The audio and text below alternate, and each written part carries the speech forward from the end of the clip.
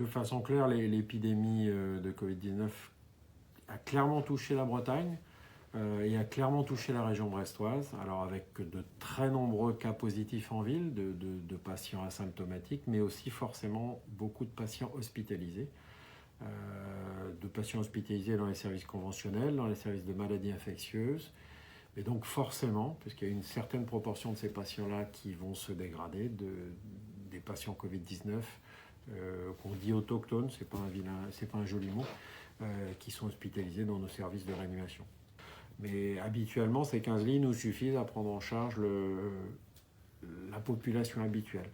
Là, clairement, notre service depuis lundi dernier est passé à 25 lits.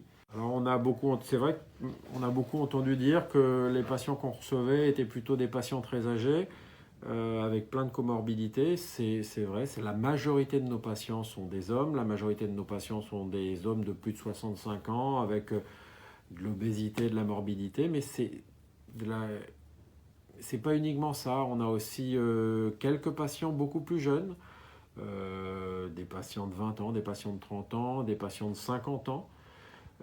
Et tous ces patients n'ont pas de comorbidité, ils n'ont pas tous du diabète, certains n'ont aucun facteur de risque particulier.